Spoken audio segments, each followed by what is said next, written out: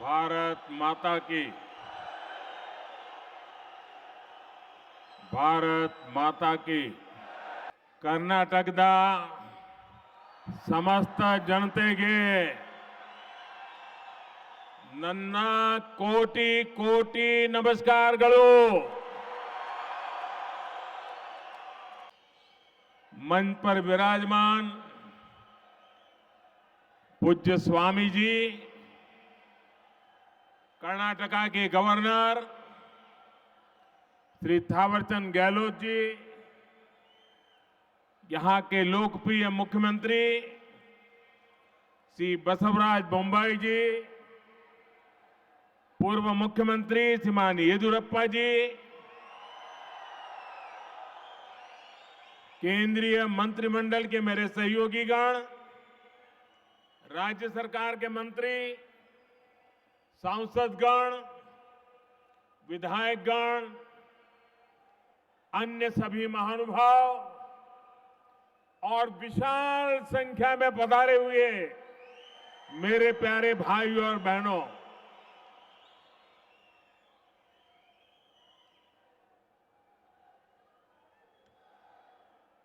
ये मेरा सौभाग्य है कि आज मुझे बेंगलुरु में एक बहुत विशेष दिन पर आने का अवसर मिला है। आज कर्नाटका की, देश की दो महान संतानों की जन्म जयंती है। संत कनकदास जी ने हमारे समाज को मार्गदर्शन दिया, तो उनके ओवावाद ने हमारे गौरव, हमारी संस्कृति की सुरक्षा के लिए योगदान किया।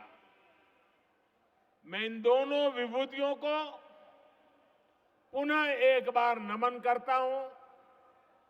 साथियों, आज इन महान विभूतियों को सम्मान देते हुए हम बेंगलुरु के कर्नाटका के विकास और विरासत दोनों को सशक्त कर रहे हैं।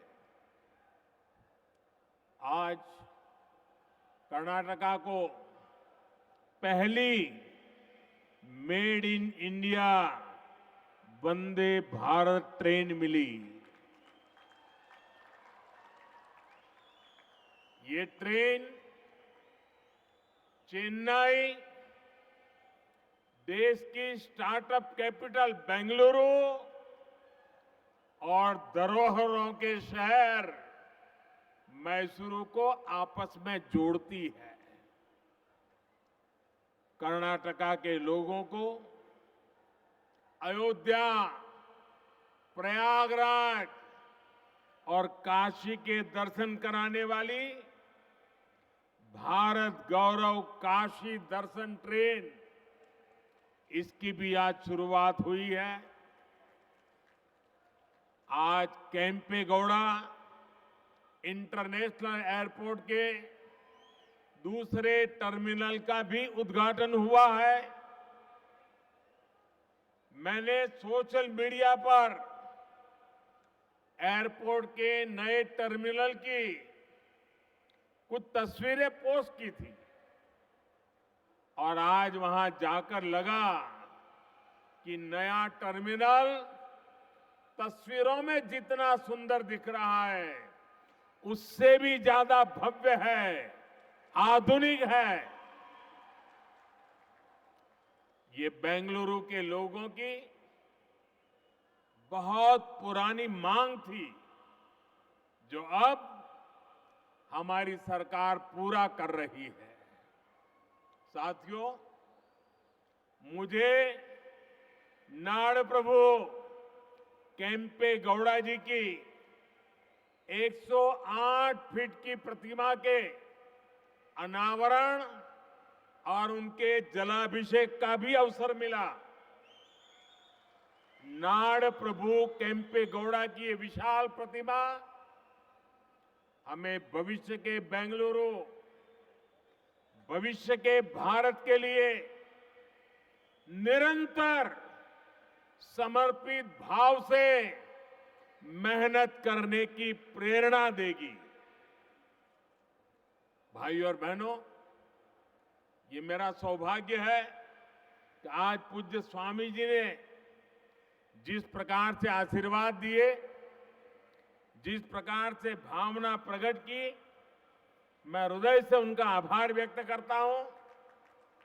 साथियों, आज पूरी दुनिया में भारत की पहचान स्टार्टअप के लिए है और भारत की इस पहचान को सशक्त करने में बहुत बड़ी भूमिका हमारे बेंगलुरु की है।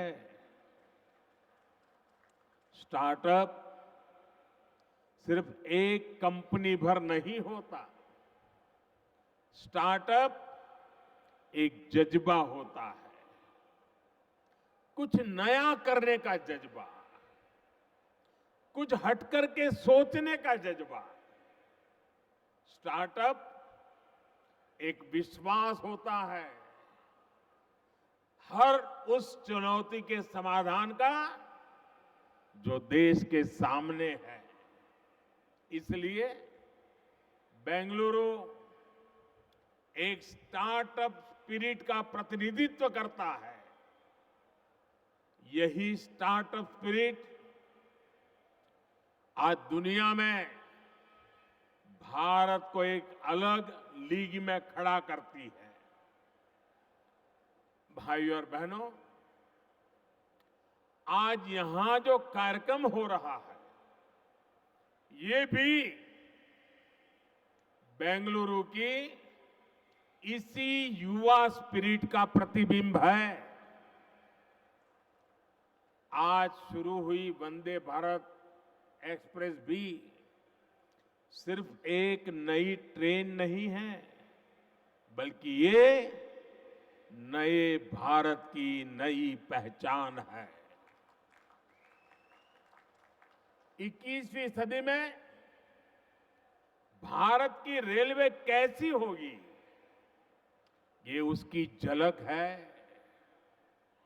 वंदे भारत एक्सप्रेस इस बात का प्रतीक है कि भारत अब रुक रुक चलने वाले दिनों को पीछे छोड़ चुका है। भारत अब तेज दौड़ना चाहता है और इसके लिए हर संभव प्रयास कर रहा है। साथियों, आने वाले 8-10 सालों में हम भारतीय रेल के कायाकल्प का लक्ष्य लेकर चल रहे हैं। 400 से ज्यादा नई वंदे भारत ट्रेनें, विस्टाडोम कोचेज भारतीय रेल की नई पहचान बनने वाले हैं। मालगाड़ियों के लिए डेडिकेटेड फ्रेट कॉरिडोर, ट्रांसपोर्टेशन की गति बढ़ाएंगे और समय भी बचाएंगे। तेजी से हो रहा ब्रॉडगेज परिवर्तन का काम नए नए क्षेत्रों को रेलवे के मैप पर लेकर आ रहा है और इन सब के बीच आज देश अपने रेलवे स्टेशनों को भी आधुनिक बना रहा है। आज आप बेंगलुरु के सर एम विश्वेश्वरैया जी के रेलवे स्टेशन जाते हैं तो एक अलग ही दुनिया का अनुभव होता है। हमारा लक्ष्य देश के बड़े रेलवे स्टेशनों को इस प्रकार आधुनिक बनाने का है। इसी सोच के साथ यहां कर्नाटका में भी बेंगलुरु कैंटोनमेंट यशवंतपुर रेलवे स्टेशनों का भी कायाकल्प किया जा रहा है। साथियों, विकसित भारत के निर्माण में हमारे शहरों के बीच कनेक्टिविटी की भी बड़ी भूमिका होगी। देश में एयर कनेक्टिविटी का ज्यादा से ज्यादा विस्तार हो, हमारे एयरपोर्ट्स का विस्तार हो, ये आज समय की मांग है। बेंगलुरु एयरपोर्ट का नया टर्मिनल इसका उपयोग करने वाले पैसेंजर्स के लिए नई सुविधा लेकर आएगा। आज भारत दुनिया में एयर ट्रैवल के सबसे तेजी से बढ़ने वाले मार्केट में से एक है। जिस तरह देश आगे बढ़ रहा है, उसी तरह एयरपोर्ट्स पर पैसेंजर्स की संख्या भी बढ़ रही है। इसलिए हमारी सरकार देश में नए एयरपोर्ट्स का भी निर्माण करा रही है। 2014 से पहले देश में 70 के आसपास एयरपोर्ट थे, 70। अब इनकी संख्या 140 से ज्यादा हो गई है, डबल। बढ़ते हुए ये एयरपोर्ट्स हमारे शहरों का बिजनेस पोटेंशियल बढ़ा रहे हैं, नौजवानों के लिए नए अवसर भी बना रहे हैं। साथियों, आज पूरी दुनिया में भारत में निवेश के लिए जो अभूतपूर्व विश्वास बना है, उसका बहुत बड़ा लाभ कर्नाटका को भी मिल रहा है। आप कल्पना कीजिए, बीते 3 वर्ष जब पूरी दुनिया कोविड से प्रभावित रही, तब कर्नाटका में लगभग 4 लाख करोड़ रुपए का निवेश हुआ। पिछले वर्ष एफडीआई को आकर्षित करने में कर्नाटका देश में अग्रणी रहा है। और ये जो निवेश हो रहा है, ये सिर्फ आईटी सेक्टर तक सीमित नहीं है, बल्कि बायोटेक्नोलॉजी से लेकर डिफेंस मैन्युफैक्चरिंग तक हर सेक्टर का यहां विस्तार हो रहा है। देश में एयरक्राफ्ट और स्पेसक्राफ्ट इंडस्ट्री में 25% हिस्सेदारी ये हमारे कर्नाटका की है। देश की सेना के लिए जो एयरक्राफ्ट और हेलीकॉप्टर हम बना रहे हैं, उसमें से लगभग 70% यही बनते हैं। देश में इलेक्ट्रिक व्हीकल मैन्युफैक्चरिंग में भी कर्नाटका बहुत आगे है। आज फॉर्च्यून 500 कंपनियों में से 400 से अधिक कंपनियां कर्नाटका में काम कर रही है, और ये लिस्ट लगातार बढ़ रही है। ये सब कुछ इसलिए हो रहा है क्योंकि आज कर्नाटका डबल इंजन की ताकत से चल रहा है। भाइयों और बहनों, आज बात चाहे गवर्नेंस की हो या फिर फिजिकल और डिजिटल इंफ्रास्ट्रक्चर के निर्माण की, भारत एक अलग ही लेवल पर काम कर रहा है। आज पूरी दुनिया हैरान होती है जब भारत के डिजिटल पेमेंट भीम यूपीआई के बारे में सुनती है। क्या 8 वर्ष पहले ये कल्पना करना भी संभव था? Made in India, 5G technology, क्या ये सोचा भी जा सकता था? इन सब में बेंगलुरु के युवाओं की, यहां के प्रोफेशनल्स की बहुत बड़ी भूमिका है। 2014 से पहले के भारत में ये चीजें कल्पना से परे थी। इसका कारण ये है कि तब जो सरकारें थी उनकी सोच ही पुरानी थी। पहले की सरकारें स्पीड को लग्जरी तो स्केल को रिस्क मानती थी। हमने ये धारणा बदल दी है। हम स्पीड को भारत की आकांक्षा मानते हैं और स्केल को भारत की ताकत मानते हैं। इसलिए आज भारत पीएम गति शक्ति नेशनल मास्टर प्लान के तहत देश में इंफ्रास्ट्रक्चर का विकास कर रहा है। हम सभी साक्षी हैं कि कैसे अतीत में इंफ्रास्ट्रक्चर के निर्माण में सबसे बड़ी समस्या तालमेल की रहती थी। जितने ज्यादा विभाग, जितनी ज्यादा एजेंसियां, उतनी ही देरी निर्माण में होती थी। इसलिए हमने तय किया कि सबको एक प्लेटफॉर्म पर लाया जाए।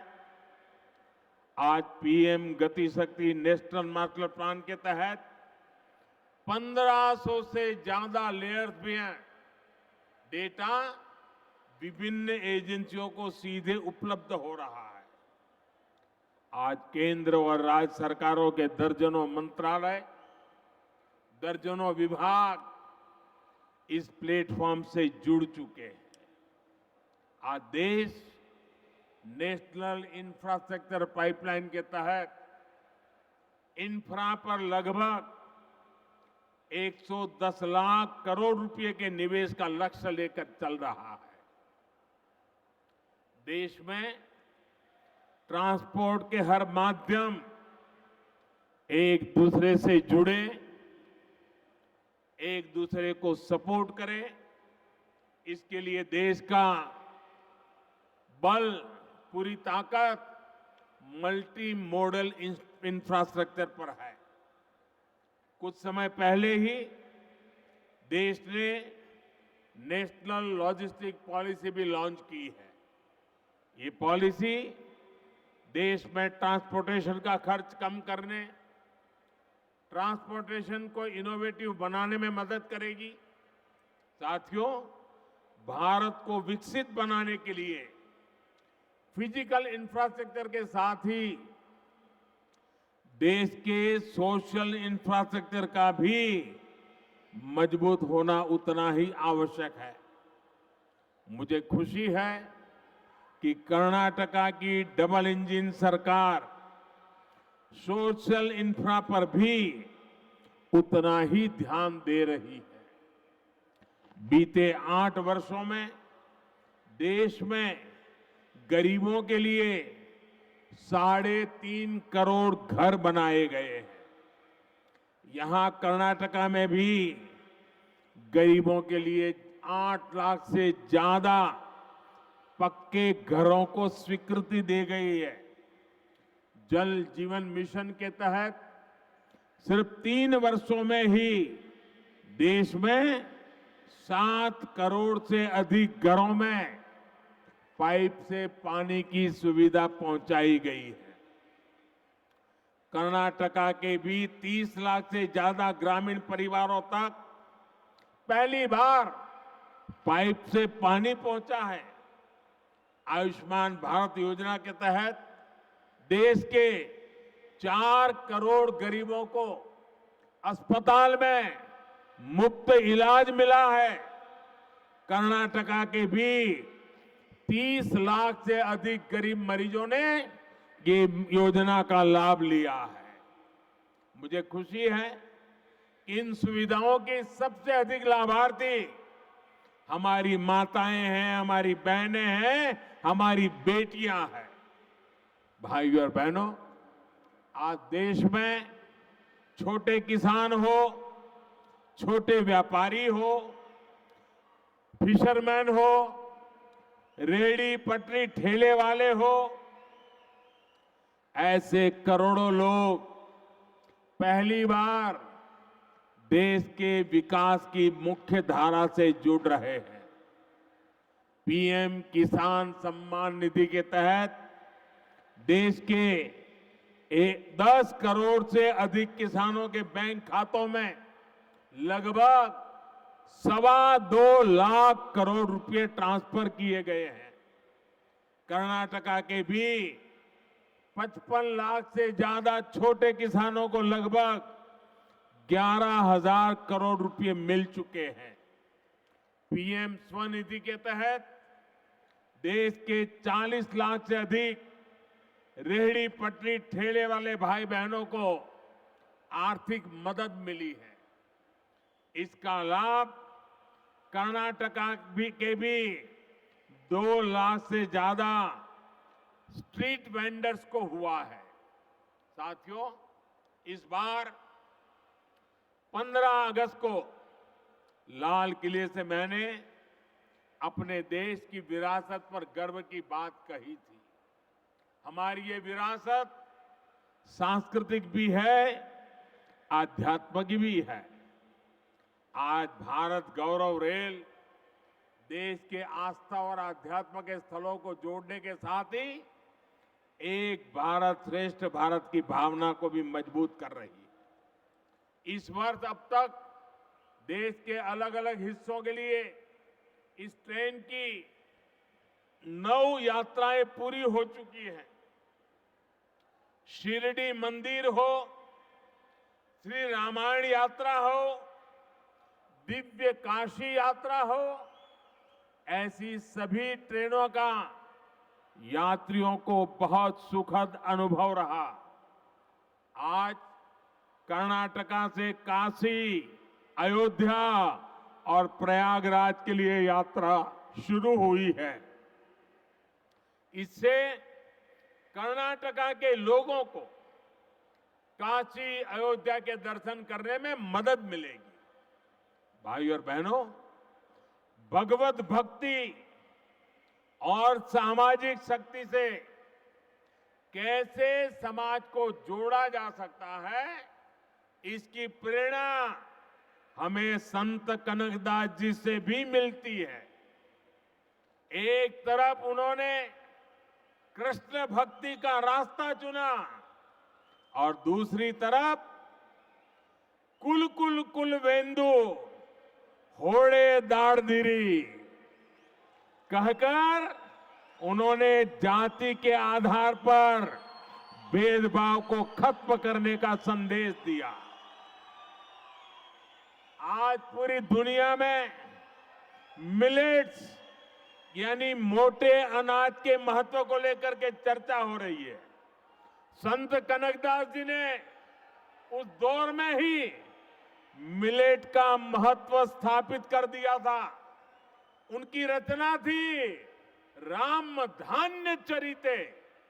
उन्होंने कर्नाटका में सबसे ज्यादा पसंद किए जाने वाले मिलेट रागी का उदाहरण देते हुए सामाजिक समानता का संदेश दिया था। भाइयों और बहनों, आज हमारा प्रयास है कि बेंगलुरु शहर का विकास वैसे ही हो जैसे नाड़ प्रभु केम्पे गौड़ा जी ने कल्पना की थी।